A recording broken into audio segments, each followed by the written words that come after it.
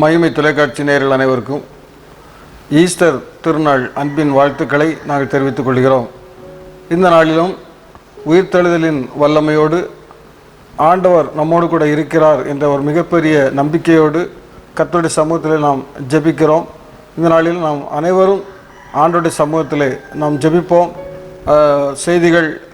செய்திகளை அறிந்து செய்திகளுக்கான காரியங்களுக்காக கர்த்தருடைய சமூகத்தில் ஜெபிப்போம். நாம் அனைவரும் ஆண்டவருடைய சமூகத்தில் ஜெபித்து ஆசீர்வாதங்களை பெற்றுக்கொள்வோம். கர்த்தர் உங்கள் யாவரையும் ஆசீர்வதிப்பாராக. கடந்த வாரம் முழுவதுமே புனித வாரம் என்று அழைக்கப்படுகிறது. குருத்தோலை ஞாயிறு ஆசரிக்கப்பட்டது. அந்த குருத்தோலை ஞாயிறு ஏப்ரல் 10ஆம் தேதி, அதிலிருந்து புனித திங்கள், புனித செவ்வாய், புனித புதன், புனித வியாழன், புனித வெள்ளி ஆகிய வாரங்கள் அனுசரிக்கப்பட்டு இன்றைக்கு உயிர்த்தெழுந்த திருநாளை நாம் கொண்டாடி மகிழ்ச்சியோடு காணப்படுகிறோம்.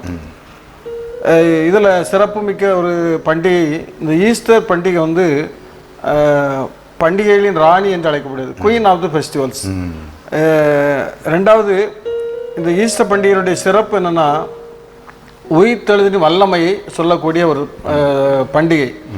மேலை நாடுகளில் நம்ம கிறிஸ்மஸுக்கு கேக்கு வைத்து நம்ம ரொம்ப எல்லா இடங்களும் கேக்கு தான் நிறைய விற்கும் கிறிஸ்மஸ் ஒட்டி ஒரு மகிழ்ச்சிக்காக. அதேபோல் ஈஸ்டர் பண்டிகைக்காக முட்டை வந்து அடையாளப்படுத்தப்படுகிறது. ஏராளம் மேலை நாட்டில் ஈஸ்டர் பண்டிகை முன்னிட்டு முட்டையை வைத்து ஏராளமான உணவு வகைகளை தயாரிக்கிறார்கள்.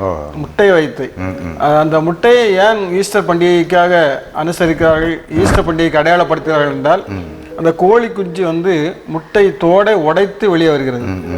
அது ஜீவனோடு அந்த முட்டை தோடை உடைத்து வெளிவருகிறது போல ஆண்டவர் இந்த மரணத்தை வென்று கல்லறை உடைத்து வெளியே வந்தார் அப்படிங்கிறதுக்கு அடையாளப்படுத்துவதற்காக அந்த முட்டையை அவர்கள் வந்து பிரபலப்படுத்தி இருக்கிறார்கள் மேலை நாடுகளில். சரி, இந்த நாள் ஆண்டவர் நமக்கு உயிரோடு எழுந்தது என்பது ஒரு மரணத்தை ஜெயித்து ஆண்டவர் உயிரோடு எழுந்திருக்கிறார். கிறிஸ்துமஸ் பண்டிகை வந்து ஒவ்வொரு வருடமும் டிசம்பர் மாதம் 25ஆம் தேதி சரியாக நாம் கொண்டாடி வருகிறோம். ஆனால் இந்த ஒரு பண்டிகை மட்டும் ஒவ்வொரு வருடமும் மாறி மாறி வந்து கொண்டே இருக்கும். ஏப்ரல் மாதம் இந்த 17ஆம் தேதி இப்பொழுது நான் ஈஸ்டர் பண்டிகை கொண்டாடுகிறோம். கடந்த வருடத்தில் இன்னொரு நாளில் ஏப்ரல் மாதத்தில் கொண்டாடினோம். இப்படியாக மாறி மாறி மார்ச் மாதம் கடைசியில் கொண்டாடி இருக்கிறோம். இப்படி மாறி மாறி அந்த தேதி வந்து மாறி மாறி வருகிறது. அதனுடைய அடிப்படையான காரணம் என்னவென்றால், இந்த ஈஸ்டர் பண்டிகையை மட்டும் ஆசரிப்பதற்காக அந்த நாட்களில் உபவாசம் இருந்திருக்கிறாங்க. 40 நாட்கள் உபவாசம் அவர்கள் இருந்து தான் இந்த பண்டிகையை வந்து ஆசரித்திருக்கிறார்கள்.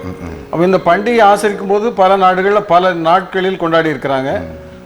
அப்போதுதான் உலகத்தினுடைய அத்தனை கிறிஸ்தவ தலைவர்களையும் ஒன்று கூட்டி கிபி 325ஆம் ஆண்டில் ஏறத்தாழ 300க்கும் அதிகமான உலக தலைவர்கள் அனைவரும் ஒன்று கூடி ஏதாவது ஒரே நாளில் நம்ம இதை கொண்டாடணும், அதுவும் குறிப்பாக கிறிஸ்மஸ் ஈஸ்டர் வந்து ஒரு மிகச்சிறந்த பண்டிகை, அதனால் ஒரே நாளில் கொண்டாடும் அப்படிங்கிற நோக்கத்தில் இந்த ஒரு பண்டிகை எப்படி கொண்டாடும் என்று தீர்மானிக்கிற பொழுது, இது வந்து நம்முடைய ஆவிக்குரிய வாழ்க்கையில் உபவாசம் 40 நாட்கள் ஒரு வசந்த காலங்களாக நம்ம அனுசரிக்கணும். அது ஆவிக்குரிய வாழ்க்கையில் எப்படி ஒரு மரம், பட்டு போன மரம் அந்த வசந்த காலத்தில் துளிர் விடுகிறதோ அதுபோல் இந்த ஆவிக்குரிய வாழ்க்கையிலும் நாம் ஒரு துளிர் விடுகிற அனுபவத்தை அடையாளப்படுத்துவதற்காக 40 நாட்கள் உபவாசம் இருந்து ஆசரிக்க வேண்டும். அப்படி ஆசரிக்கும் பொழுது இவர்கள் என்ன ஒரு முடிவு பண்ணார்கள்னா, மார்ச் மாதம் 21ஆம் தேதி, எல்லா வருடமும் மார்ச் மாதம் 21ஆம் தேதி என்பது வசந்த காலத்தின் ஆரம்பம். ஆகவே அந்த மார்ச் 21ஆம் தேதி அவர்கள் ஒரு டேட்டாக வைத்து விட்டார்கள், குறியீடு. அதற்கு பிறகு மார்ச் 21ஆம் தேதி அதான் அந்த டேட். இந்த டேட்டுக்கு பிறகு வரக்கூடிய பௌர்ணமி, அது பௌர்ணமியை வந்து அவர்கள் குறிக்கிறார்கள். மார்ச் 21ஆம் தேதிக்கு பிறகு வரக்கூடிய பௌர்ணமிக்கு அடுத்த நாள் ஈஸ்டராக கொண்டாடப்பட வேண்டும் என்று தீர்மானிக்கப்பட்டு இன்று வரை அப்படி தான் கொண்டாடப்பட்டு வருகிறது. சரி, இது ஏப்ரல் 16ஆம் தேதி நமக்கு ஒரு பௌர்ணமி வந்திருக்கும். 17ஆம் தேதி ஈஸ்டர். மார்ச் 21ஆம் தேதிக்கு பிறகு வரக்கூடிய முழு நிலா பௌர்ணமி, அந்த பௌர்ணமியை கணக்கில் எடுத்து அதற்கு அடுத்த ஞாயிறு ஈஸ்டராக கொண்டாட வேண்டும் என்று தீர்மானித்து அப்படியே இன்றைக்கும் கொண்டாடி கொண்டு வருகிறார்கள். அது எதன் அடிப்படையில் அந்த பௌர்ணமி கணக்கெடுத்தார்கள், வசந்த காலத்தை கணக்கெடுத்தார்கள் என்பது நமக்கு ரொம்ப டீட்டெயிலாக இப்போ சொல்லக்கு தேவையில்லை. ஆனால் கணக்கீடு வந்து இதுதான். ஏன் தேதி மாறுகிறது என்பது நிறைய பேருக்கு தெரியாது. அதனால் இன்றைக்கு நம்ம அதை ஒரு தகவலாக சொல்லியிருக்கிறோம். இந்த நாளிலும் இந்த ஈஸ்டர் பண்டிகையை கொண்டாடுகிற இந்த நாளில் நாமும் உயிர்த்தெழுந்த ஆண்டவரை தரிசித்திருக்கிறோம். உயிர்த்தெழுந்த ஆண்டவருடைய வல்லமையோடு இந்த உலகத்தில் வாழ்ந்து பாவத்தை மேற்கொண்டு ஆண்டவருக்காக வாழும் என்ற தீர்மானத்தோடு வாழ்வதற்காக நாம் கர்த்தருடைய சமூகத்திலே இன்றைக்கு ஒப்பு கொடுத்து நம்ம ஜெபிக்கலாம். கிறிஸ்மஸ் பண்டிகை அது எல்லாருக்கும் சந்தோஷத்தை தரக்கூடியது தான். இன்று எல்லாருக்கும் சந்தோஷத்தை உண்டாக்கும் நற்செய்தியை உங்களுக்கு அறிவிக்கிறேன். ஆனால் அதை விட ஒரு பண்டிகை சிறப்பு என்னென்னா, பண்டிகைகளின் ராணின்னு சொல்கிறதுக்கு ஒரு காரணம் சொல்லணும். என்ன அப்படின்னா, இப்போ உதாரணமாக ஒரு குழந்தை பிறக்குது. குழந்தை பிறந்தது பிறப்பை கொண்டாடுறத விட அந்த குழந்தை குறிப்பிட்ட நாளில் நல்லா பேசுது, நல்லா நடக்குது, நல்லா கண் பார்வை இருக்குது, நல்லா காது கேட்குது, எல்லா அவயவமும் ஒரே மாதிரி செயல்படும் போது தான் பெற்றோருக்கு சந்தோஷம். அதே போல் ஆண்டவர் பிறந்தது மட்டுமில்லை, அவர் உயிர்த்தெழுந்தார், அவர் மரணத்தை ஜெயித்தார். பவுல் சொல்லும்போது என்ன சொல்றாரு? கிறிஸ்து உயிர்த்தெழா விட்டால் எங்கள் பிரசங்கமே விருதா, உங்கள் விசுவாசமும் விருதா. அதே போல் யோபும் அதே மாதிரி சொல்லுவார், நான் அவரை பார்ப்பேன், அந்நிய கண்களால் அல்ல என் சொந்த கண்களால் காண்பேன், எல்லாம் என்னுடைய தோல் முதலானவைகள்லாம் அழிப்பனாலும் நான் பார்ப்பேன்னு சொல்கிறார். அப்போ மரணத்துக்கு பிறகும் ஒரு வாழ்க்கை இருக்கிறது. அந்த வாழ்க்கை தான் நமக்கு நிச்சயம். இந்த உலகத்தில் நம்ம வாழ்கிற வாழ்க்கை பலத்தின் மிகுதியால் 70 வருஷமோ அல்லது 80 வருஷமோ, அதுக்கப்புறம் வாழ்க்கை முடிந்து விடுகிறது. ஆனால் அதற்கு பிறகுதான் நம்ம நிரந்தரமாக நித்திய காலமாக நம்ம ஆண்டவரோடு இருக்க போகிறோம். அதனால் மரணத்தை ஜெயிக்கணும். அதுக்கு ஆண்டவர் நல்ல வழிகாட்டி இருக்கிறார்.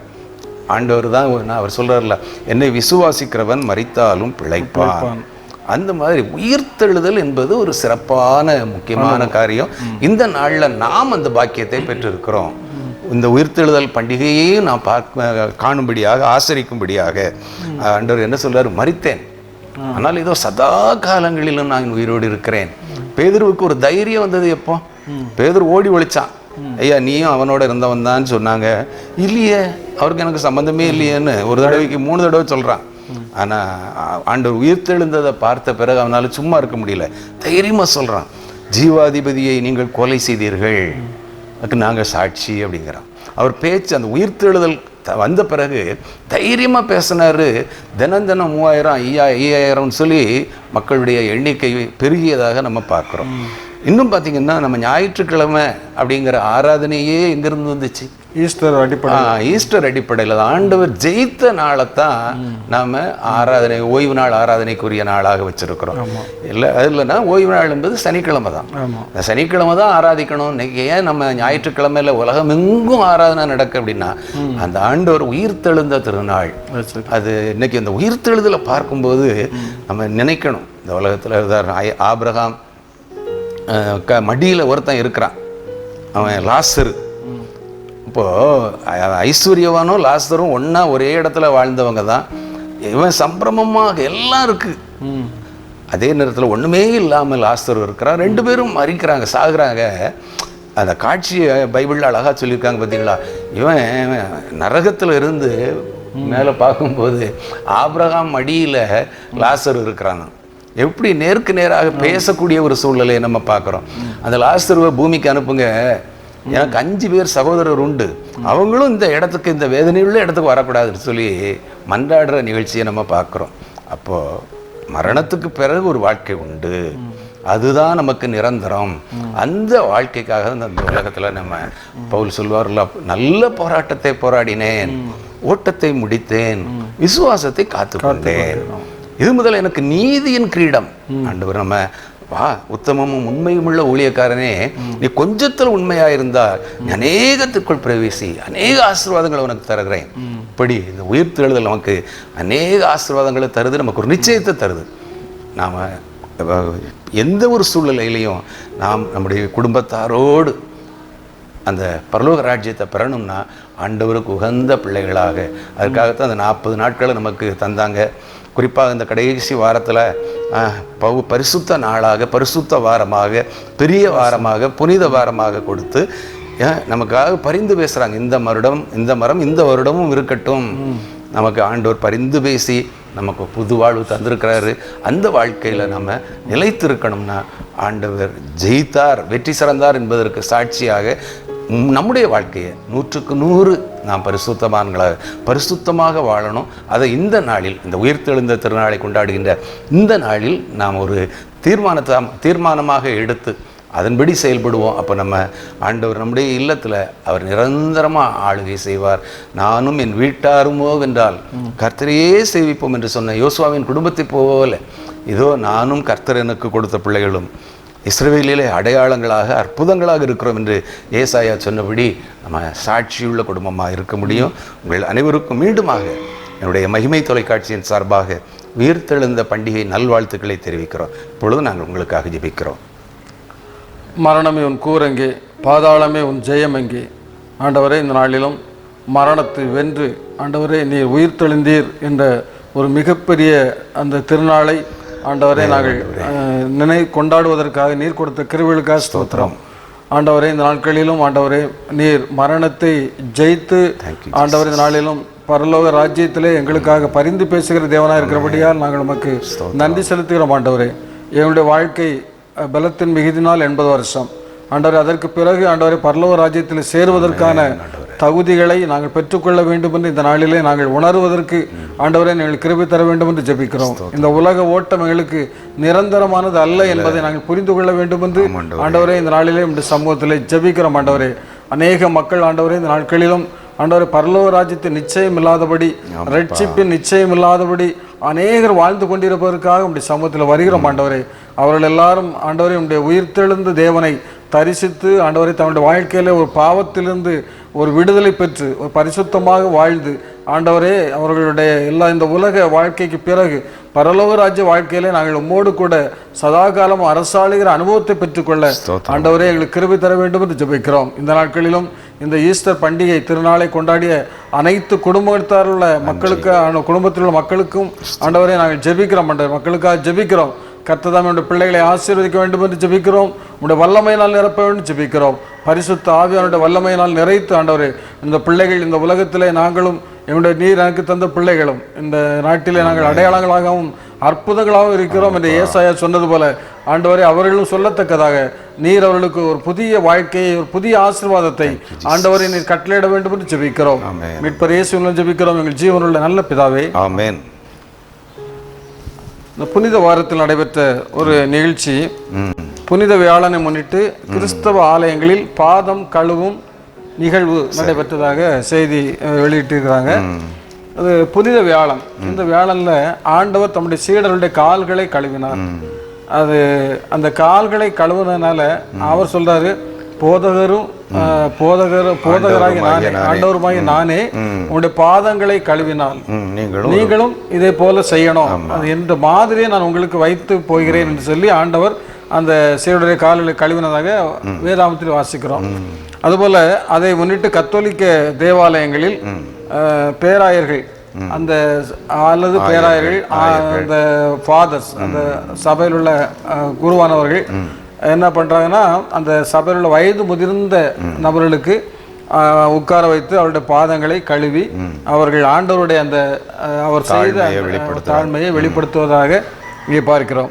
புனித வியாழனை முன்னிட்டு அனைத்து கிறிஸ்தவ ஆலயங்களிலும் பாதம் கழுவும் நிகழ்வு நடைபெற்றது என்று இங்கே வாசிக்கிறோம். இதுல தூத்துக்குடியில் சின்ன கோயில் அந்த திருவிதை பேராலயத்தில் தூத்துக்குடி மறைமாவட்ட ஆயர் ஸ்டீபன் அந்தோணி தலைமையில் ஒரு சிறப்பு திருப்பலி நடைபெற்று அவர் முதியோருடைய பாதங்களை கழுவி முத்தமிட்டு அவர்களுக்கு ரொட்டிகளை வழங்கினதாக இங்கே வாசிக்கிறோம். அதுபோல பாளையங்கோட்டையில் தூய சவேரியார் பேராலயத்தில் மறை மாவட்ட ஆயர் அந்தோணிசாமி தலைமையில இந்த திருப்பலி மற்றும் பாதம் கழுவும் சடங்கு நிகழ்வு பெற்றதாக பார்க்கிறோம். இது ஒரு ஆண்டவருடைய செயலை அப்படி செய்கிறார்கள். இது தாழ்மை. உலகத்திலேயே ஒரு தாழ்மையான பண்போடு கிறிஸ்தவர்கள் வாழ வேண்டும். அது ரொம்ப முக்கியம். தாழ்மை என்று சொல்லும்போது ஒரு அவருடைய புஸ்தகத்தில் எழுதியிருக்காரு, வேதத்திலையும் இருக்கிறது. அவர் சொல்லும்போது என்ன சொல்றாரு, தாழ்மை அப்படின்னாலே என்ன அர்த்தம்னா இன்னொரு மனிதனை நாம் மேன்மையாக கருத வேண்டும். நம்ம தாழ்த்தும் போது இன்னொரு மனிதன் மேன்மையாக கருதணும். அதான் ரொம்ப முக்கியம். நான் தான் பெரியவன் அப்படி இல்லை. இன்னொரு மனிதன் நம்மளை விட மேலாளவன் என்பதை உணர்ந்து அவருக்கு வேண்டிய மரியாதை கொடுக்கும் பொழுது நாம் தாழ்மையை கற்றுக்கொள்கிறோம். ஆண்டவர் இந்த உலகத்திலே முழுவதுமாக அவர் பிறப்பிலிருந்து தாழ்மை, குருத்தொலை ஞாயிறுல தாழ்மை, அவர் தாழ்மை உள்ளவராய் ராஜா வருகிறார் அப்படிதான் வேதத்தில் வாசிக்கிறோம். தாழ்மையோடு பவனி வந்தார். அதுபோல அவருடைய எல்லா நிலைகளிலும் தாழ்மையை ஆண்டவர் கடைபிடித்தார். கடைசி வரை அவர் தாழ்மையோடு வாழ்ந்தார். சிலுவையின் மரண பரியந்தம் அவர் தம்மை தாழ்த்தினார் என்று வேதத்தில் வாசிக்கிறோம். அப்போ இந்த தாழ்மையை இன்றைக்கு உலகத்துல நாம் கற்றுக்கொள்ள வேண்டும், அதன்படி வாழ வேண்டும். இன்னைக்கு நிறைய தாழ்மை இல்லாத ஒரு பெரிய எல்லாருமே ஒரு நமக்குன்னு சுய பெருமை, நமக்குன்னு தற்பெருமை, நமக்குன்னு இவைகளை வைத்துக்கொண்டே வாழ்வதனாலதான் இன்னைக்கு நிறைய பிரச்சனைகள் இருக்கிறது. இப்போ நம்மை தாழ்த்துகின்ற பொழுது, தாழ்மையோடு வாழ்கின்ற பொழுது, இன்னொரு மனிதனை மேன்மையாக கருதுகிற பொழுது இந்த உலகத்துல ஒரு மிகப்பெரிய ஆசீர்வாதங்களை பரலோகத்திலிருந்து நாம் பெற்றுக்கொள்கிறோம். ஆண்டவருக்கு அடையாளமாக, சாட்சியாக இந்த உலகத்திலே ஆண்டவர் நம்மை வைத்திருப்பது அதற்காகத்தான். ஆகவே இந்த தாழ்மையை கற்றுக்கொள்வோம். பைபிள்ல பார்த்தீங்கன்னா மேன்மைக்கு முன்னானது தாழ்மைன்னு தானே சொல்லியிருக்கு. பெருமை உள்ளவர்களுக்கு தேவன் எதிர்த்து நிற்கிறார், தாழ்மை உள்ளவர்களுக்கோ கிருபை அளிக்கிறார். பிலிப்பியர்கள் நிருபத்தில் பார்த்தீங்கன்னா பவுலடியா சொல்வது தேவனுடைய ரூபம். ஆண்டவர் வந்து தேவனுடைய ரூபமாயிருந்தும் தேவனுக்கு சமமாயிருப்பதை கொள்ளையாடின பொருளாக எண்ணாமல், அந்த மாதிரி அவர் கடவுள் பிள்ளை அப்படின்னு சொல்லி இங்கே இந்த இடத்துலையும் அவர் பெருமையை காட்டலையே, தாழ்மையோடு நடந்து கொண்டார். சகை வீட்டுக்கு போறார், எல்லாரும் பார்த்தாங்க, ஏப்பா இப்போ இவ யார் கூட இருக்கிறாருன்னு தெரியாம போறானே அப்படின்னு சொல்லிலாம் பேசினாங்க. அதே போல பெத்தானியாவில் அந்த பரிசுத்த வாரத்தில் பார்த்தீங்கன்னா குஷ்டரோகி வீட்டுக்கு போறாரு. அங்கேயும் போய் ஒரு பொம்பளை வந்து காலெல்லாம் கழுவி கையெல்லாம் கழுவிலாம் எடுத்து பார்க்கும்போது இந்த பொம்பளை எப்படிப்பட்டவன்னு தெரியாதா இவருக்கு அப்படிலாம் சொல்லும்போது பேதுரு மனசில் நினைக்கிற இந்த வீண் செலவு எதுக்கு அப்படின்லாம் நினைக்கிறான். அப்போ அவர் சொல்றாரு, எப்பா நான் உங்கள் வீட்டுக்கு வந்தேன், நீ என் காலை கழுவுறதுக்கு தண்ணி கொடுக்கல, ஆனால் இந்த பொம்பளை பாரு அவள் கண்ணீரால் என் பாதத்தை நினச்சிருக்கா, தலைமயிரால் தொடச்சிருக்கிறா அப்படின்னு சொல்கிறாங்க. தாழ்மை இப்போவும் வட இந்தியாவில் போய் பார்த்தீங்கன்னா புதிதாக கிறிஸ்துவை ஏற்றுக்கொண்டவர்கள்ட்ட இந்த தாழ்மையை நம்ம பார்க்க முடியும். நம்ம தமிழ்நாட்டிலிருந்து யாராவது அவங்க பணித்தளத்தை பார்க்க போனால் அந்த ஆலயத்துக்குள்ளே அவங்கள நம்ம போகும்போதே ஒரு தட்டில் தாம்பளத்தில் ஒரு பலகையை போட்டு நம்ம அது மேலே நிற்க வைக்கிறாங்க. நிற்க வச்சு அங்கே உள்ள வாலிப பெண்கள் நம்முடைய காலில் தண்ணியை ஊற்றுருவாங்க, காலில் தண்ணியை ஊற்றுறாங்க. அங்கே உள்ள விதவை பெண்கள் அழகான வெள்ளை பரிசுத்தமான வெள்ளை துணியால் அப்படியே காலெல்லாம் தொடச்சி விடுறாங்க. அதுக்கப்புறம் தான் கோயிலுக்குள்ளே நம்ம போக முடியும். அப்படிப்பட்ட ஒரு தாழ்மை இன்றைக்கும் புதிதாக கிறிஸ்துவை ஏற்றுக்கொண்டவர்கள் மத்தியில் இருக்குது. ஆனால் நம்முடைய வாழ்க்கையிலையும் நம்ம தாழ்மை வரும்போது எப்பப்பெல்லாம் நம்ம தாழ்த்துகிறோம், தன்னைத்தான் தாழ்த்துகிறவன் உயர்த்தப்படுவான். நீ முதன்மையானவனாக இருக்க விரும்பினால் நீ பணிவிடைக்காரனாய் இரு அப்படி சொல்லும்போது ஆண்டவர் நம்மளை எவ்வளவு தாழ்ந்து போக முடியுமோ அவ்வளவு தாழ்ந்து இப்போ வாசல்களே அப்படி அநாதி கதவுகளே உயருங்கள், ஏன் மகிமையின் ராஜா உட்பிரவேசிக்க வேண்டும், பணிந்து குனிந்து முழங்காற்படியிட கடவும் பாருங்கள். இப்படிதான் பைபிள் நமக்கு கற்றுத்தருகிறது. தாழ்மை எல்லா இடத்துலையும் எங்கெங்கெல்லாம் தாழ்ந்து போக முடியுமோ ஒன்றுமே இல்லை. என்ன சாதாரண இதை இன்னும் நமக்கு நம்ம பாணியில் சொன்னோம்னா விட்டு கொடுத்தவர்கள் கெட்டு போனதில்லை, கெட்டு போனவர்கள் விட்டு கொடுத்ததில்லை. நம்ம விட்டு கொடுத்து போகணும். ஒருவருக்கொருவர் தாங்கி, ஒருவரை ஒருவர் தாங்கி, ஒருவர் பேரில் ஒருவருக்கு குறைபாடு உண்டானால் கிறிஸ்துவங்களுக்கு மன்னித்தது போல நீங்கள் மன்னியுங்கள். நம்ம இன்னைக்கு அழகான வார்த்தை. இன்னைக்கு இப்போ ஆங்கிலேயர்களை பெருசாக பேசுகிறோம், மேல்நாட்டவர்களை பெருசாக பேசுகிறோம். அவங்ககிட்ட இருக்கிற ஒரு பண்பு என்ன? சாரி, ப்ளீஸ், தேங்க்யூ, இப்படி சின்ன சின்ன வார்த்தைகள். நம்ம சாரி சொல்கிறதுனால ஒன்றுமே குறைஞ்சிடல. அவர் ஆண்டவர் என்ன சொல்கிறாரு, நீ 7 தரம் மட்டுமோ அப்படி கேட்கும்போது இல்லை 7 தரம். 7 7 பெருக்கல் 70 490 தடவையா என்று நம்ம எண்ணிக்கிறோம். இல்லை 70 பெருக்கல் 7 தடவை போட்டு பெருக்கி பார்த்தா எண்ணிக்கை கடங்காத தடவை நம்ம மன்னிக்கணும். நம்ம இப்போது this is a first and last warning அப்படின்னு சொல்லி முடிச்சிருந்தோம். இதுதான் உனக்கு முதலும் கடைசியும். ஒரு தடவை செய்கிறதுக்கு முன்னாடி நம்ம பொறுக்கல. ஆண்டவர் சிலுவையில் அறைந்தவர்களுக்காக கூட அவர் என்ன தான் சொன்னார், பிதாவே அவர்களுக்கு மன்னியும் அப்படின்னு தான் சொல்கிறார். ஸ்தேவான் ஆண்டவரே அவர்கள் மேல் இந்த பாவத்தை சுமத்தாதரும் தான் சொல்கிறார். அதான் அந்த தாழ்மை இருந்தால் தான் மன்னிப்பு வரும். முதல் அன்பு, அந்த அன்பு இருந்தால் தான் தாழ்மை வருது. தாழ்மை இருந்தால் விட்டு கொடுப்பான், விட்டு கொடுக்குறவன் மன்னிக்கையும் கற்றுக்கொள்வான். என்னெல்லாம் பண்புகளை எல்லாம் நம்ம பெற்றுக்கொள்ளணும்னா முதல் அடிப்படை தாழ்மை தானே. ஆமாம், அடிப்படை தாழ்மை. ஒன்றாவது இருந்தால் தானே 2வது போக முடியும். அது மாதிரி கீழ்ப்படிதல், அந்த கீழ்ப்படிதல் தன்மை தாழ்மை தாழ்ந்து போகும்போது ஒன்றும் நடக்க போகிறது இல்லை. என்ன இது பார்த்தீங்கன்னா தீக்குச்சி இந்த தீக்குச்சி கூட தலையில் கனம் இருக்கும், மருந்து பொருள் தலையில் இருக்குது, அந்த பகுதி தான் உரசப்படுது, தலைக்கணம் உரசப்படுது, அது உடனே தீ எரியுது, தீ எரிஞ்சு அந்த சாம்பல் தீக்குச்சி சாம்பலாக போயிடுது. இன்னைக்கு நமக்கும் அந்த தலைக்கணம் இருக்கும்னா, நமக்கு அந்த பெருமை இருக்கும்னா, நாமும் இதை போல தான் உரசி அழிஞ்சு போவோம். ரெண்டு பக்கம் மருந்து இல்லை, அந்த குச்சி உரசப்படுமா? இல்லை, அந்த குச்சி தூரப்பட்டுருவோம். அப்போது அந்த குச்சி அது தலைக்கணம் இருக்கிறதுனால அது உரசப்படுகிறது, அது அழிந்து போகிறது. நம்முடைய வாழ்க்கையில் எந்த சூழ்நிலையிலையும் எந்த இடத்துல இருந்தாலும், ஒருவேளை அதிகாரத்தில் இருக்கலாம், அந்த இடத்துல இருந்து நம்ம தாழ்ந்து போகிறதுனால ஒன்றுமே குறைஞ்சு போகிறது இல்லை. தன்னைத்தான் தாழ்த்துகிற போது அவன் எல்லா சூழ்நிலையிலும் உயர்த்தப்படுவான். ஆகவே இந்த நாளில் நம்ம ஈஸ்டர் பண்டிகையை கொண்டாடுற இந்த நாளில், கடந்த வாரத்தில் வியாழக்கிழமையில் கால் கழுவுகிற நிகழ்ச்சியை நம்ம பார்த்து ஆண்டவர் சொன்னது மாதிரி ஆண்டவரும் போதகருமாகிய நானே அந்த வார்த்தையை நினச்சி அவரே கால்களை கழுவினார, அவரே தாழ்மையாய் போனார. ஒவ்வொருவரும் கிறிஸ்து நடந்தபடியே நடக்கணும்.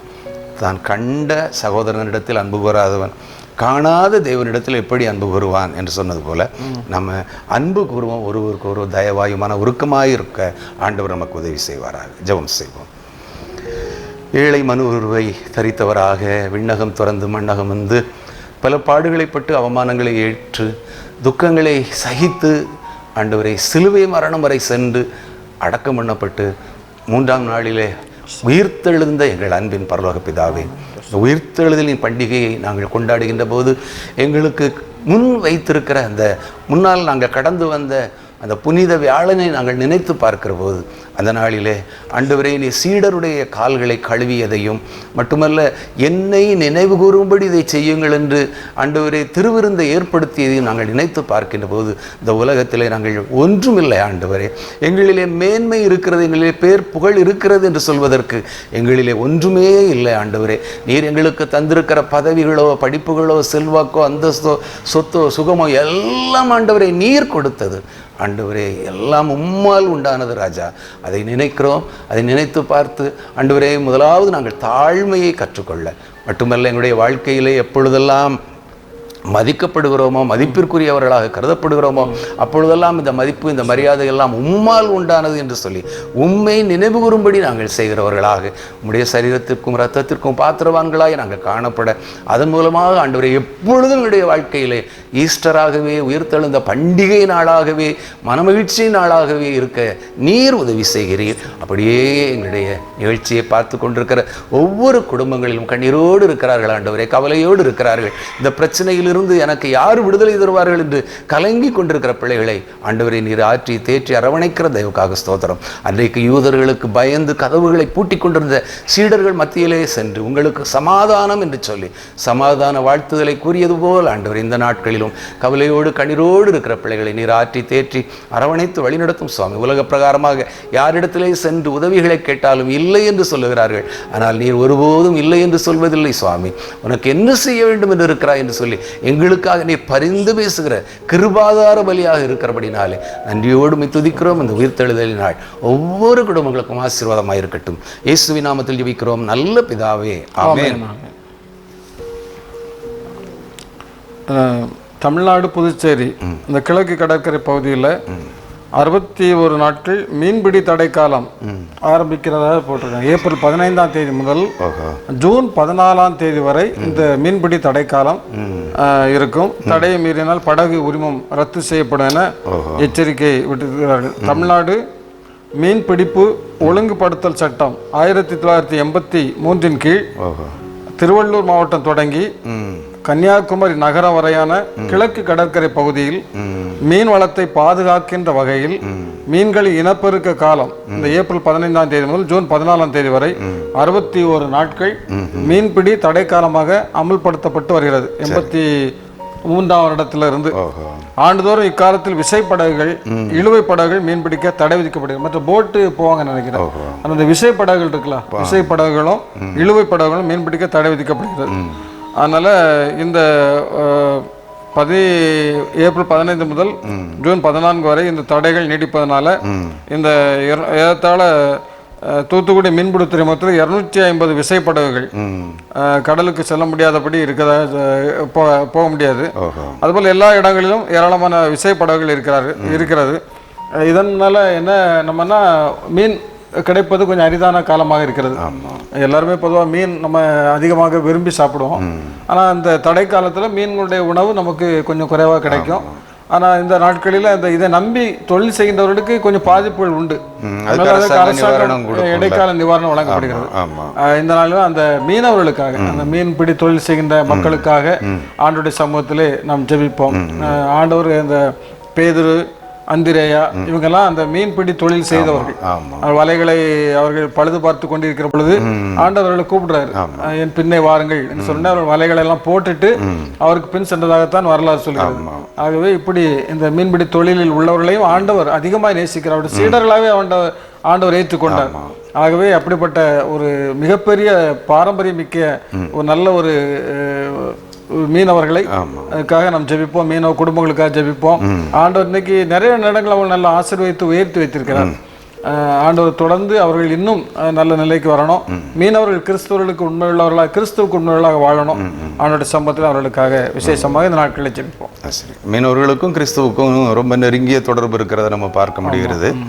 மீனவருடைய நன்மை, அவருடைய எதிர்காலத்தையும் கர்த்தர் ஆசீர்வதிக்க அவர் விரும்புகிறார். அவர் எப்போவுமே உன்னை ஆசீர்வதிப்பேன் அப்படிதான் சொல்லியிருக்கிறாரு. ஏன்னா அவர்களுக்கு தடைக்காலம் இருந்தாலும் அவர்களையும் ஆண்டவர் போஷிக்க அவர் நல்லவராகத்தான் இருக்கிறார். அவருக்கு தெரியும் சிங்கக்குட்டிகள் கூட தாழ்ச்சி அடைந்து பட்டினியாக இருக்கும். ஆனால் கர்த்தரை தேடுகிற பிள்ளைகளுக்கு ஒரு நாளும் குறையப்படாது. அந்த நாட்களில் எழுத்தறிவு முதலாக ஒருவேளை அந்த கடற்கரை பகுதியில் எல்லாம் கூட்டமாக கிறிஸ்தவ திருச்சபையில் வந்தாங்க. பிரான்சிஸ் சேவியர் என்கிற ஒரு அருமையான ஊழியருடைய ஊழியத்தின் பயனாக கடற்கரை மக்கள் எல்லாரும் ஒரு குழுவாக ஊரோடு அப்படி ஒட்டுமொத்தமாக வந்து திருச்சபையில் சேர்ந்தாங்க. இன்னைக்கும் அவங்க விசுவாசத்தில் நிலைத்து தான் இருக்கிறாங்க. அவங்க ஆண்டவரை முன்னிறுத்தி அந்த தொழில் போகிறாங்க. அது ஒரு பயங்கரமான ஆபத்தான ஒரு தொழில் தான். என்ன, அவருடைய தொழிலுக்கேற்ற அங்கீகாரம் அவர்களுக்கு, அவருடைய மீன் பிடிக்கிற அந்த மீனை வச்சு அவங்க வாழ்க்கையை நடத்தாமல் கொஞ்சம் தான் அவங்க ஒரு வேளை கிடைச்சாலும் அதையும் அவங்க திருப்தியோடு வச்சு வாழ்க்கை நடத்தி கொண்டு வருகிறாங்க. இப்போ நம்ம பேசுகிற மாதிரி அவங்க படிப்பும் அவங்களுக்கு மத்தியில் இன்னைக்கு அதிகமாக படித்தவர்களும் வந்துட்டாங்க. ஒருவேளை அந்த தொழிலையே நம்பி இராதபடி படித்து அவர்களும் நல்ல நிலைக்கு வந்து இன்னைக்கு பெற்றோரை போஷிக்கின்ற பிள்ளைகளாகத்தான் இருக்கிறாங்க. ஆண்டவர் எப்போவுமே ஒரு குடும்பத்தை அப்படியே வச்சிருக்க மாட்டார். அவர் புழுதியிலிருந்தும் குப்பையிலிருந்தும் அவர் உயர்த்த வல்லவராகத்தான் இருக்கிறாரு. அப்படிப்பட்ட அந்த ஆசீர்வாதம் இந்த தடைக்காலங்களிலும் அந்த மீனவர்களுக்கு கண்டிப்பாக கிடைக்கும். நாம் அவர்களுக்காக ஜெபிப்போம். உயிர்த்தெழுந்த ஆண்டவர் இந்த நாளில் அந்த குடும்பத்தின் பிள்ளைகளை ஆசீர்வதிப்பார். எங்களை நேசிக்க நல்ல ஆண்டவரே, இந்த நாளிலும் விசேஷமாக இந்த பத்திரிகை செய்திக்காக நம்முடைய சமூகத்தில் வருகிறோம். ஏப்ரல் 15 முதல் ஜூன் 14ஆம் தேதி வரை உள்ள 61 நாட்கள் மீன்பிடி தடைக்காலமாக அறிவிக்கப்பட்டிருக்கிறது. ஆனால் இந்த நாட்களிலும் இப்படிப்பட்ட நாட்களில் ஆண்டவர்கள் கடலுக்குள் சென்று மீன்பிடிக்க இயலாத நாட்களாக இருக்கிறது. மீன் இனப்பெருக்க காலமாக இருக்கிறதுனால அந்த விசைப்படகுகள், இழுவை படகுகள் எல்லாம் அனுமதிக்கப்படுவதில்லை என்று நாங்கள் அந்த செய்தியில் வாசிக்கிறோம். ஆண்டவர் இதை நம்பி தொழில் செய்கின்ற அநேக மக்கள் உண்டு. ஆண்டவர் அவர்களுக்கும் அரசாங்கம் இடைக்கால நிவாரணம் கொடுக்கும் என்பதை நாங்கள் அறிந்திருக்கிறோம். ஆண்டவரே, விசேஷமாக இந்த நாளிலும் குறிப்பாக இந்த செய்தியின் அடிப்படையில் ஆண்டவரை மீன்பிடி தொழில் செய்கின்ற அநேக மக்களுக்காக ஜெபிக்கிறோம். கடற்கரை ஓரங்களில் வசித்து வருகிற அந்த மக்களுக்கு ஆண்டவர் நல்ல பாதுகாப்பை கொடுக்க வேண்டும் என்று ஜெபிக்கிறோம். ஆண்டவரை, சீரும் கடல் மத்தியில் அவர்கள் இருக்கிறார்கள். ஆண்டவர் எந்த சூழ்நிலையிலும் அவர்கள் பயத்தோடும் நடுக்கத்தோடும் வாழாதபடி ஆண்டவரை உண்மை நம்பி வாழ்கின்ற பிள்ளைகளாக இருக்கிறபடியால் நம்ம ஸ்தோத்திரம். ஆண்டவரே, நீர் அவர்களை பாதுகாத்து வழிநடத்த வேண்டும் ஜெபிக்கிறோம். அவருடைய தொழில்களை ஆசீர்வதிக்க வேண்டும் என்று ஜெபிக்கிறோம். இந்த நாட்களில் விசேஷமாக ஆண்டவரே, அவருடைய குடும்பங்களிலிருந்து அநேகர் கல்விகளை கற்று உயர்ந்த நிலையில் இருக்கிறதை குறித்து நாங்கள் அறிகிறோம். ஆண்டவரே, தேவன் தாமே அவர்களை ஆசீர்வதிப்பீராக. அந்த குடும்பங்கள் ஆண்டவரே உம்முடைய சீடர்களாக, கிறிஸ்துவனுடைய அடியவர்களாக ஆண்டவரே அநேகர் உண்மையுள்ள கிறிஸ்தவர்களாக வாழ்வதற்கும் ஆண்டவரே நீ கிருபை கொடுத்திருக்கும் ஒரு ஸ்தோத்திரம். ஆண்டவரே, இந்த உலகத்திலே உம்மை வெளிப்படுத்தி ஆண்டவர் மகிமைப்படுத்தி உம்மை முன்னிலைப்படுத்தி அவர்கள் வாழ்வதற்கு ஆண்டவரே இன்னும் அதிகமான ஆண்டவர் கிருபைகளை அவர்களுக்கு கொடுத்து ஆசீர்வதிக்க வேண்டும் என்று இந்த நாளிலும் ஆண்டவர் இந்த பத்திரிகை செய்தியின் அடிப்படையில் அவர்களுக்காக விசேஷமாக ஜெபிக்கிறோம். கர்த்தர் ஆசீர்வதிப்பீராக. மீட்பர் இயேசுவின் ஜெபிக்கிறோம் நல்ல பிதாவே, ஆமென். மரித்தேன் ஆனால் இதோ சதா காலங்களிலும் உயிரோடு இருக்கிறேன் என்று சொன்ன ஆண்டவராக இயேசு கிறிஸ்துவின் நாமத்தினாலே என்னுடைய மகிமை தொலைக்காட்சியின் சார்பாக உங்களுக்கு மீண்டுமாக வாழ்த்துக்களை சொல்கிறோம். அவர் உயிரோடு இருக்கிறார், கவலைப்படாதிருங்கள். மட்டுமல்ல, அவருடைய தாழ்மையை நாம் கற்றுக்கொள்வோம். அவர் மீனவர்களுக்கும் அவர் உதவி செய்ய வல்லவராக இருக்கிறார் என்பதை நினைத்து நன்றி சொல்வோம். மீதியான நாட்களை நன்றியோடு செலவிட கர்த்தர் உங்களுக்கு உதவி செய்வாராக. நன்றி, வணக்கம்.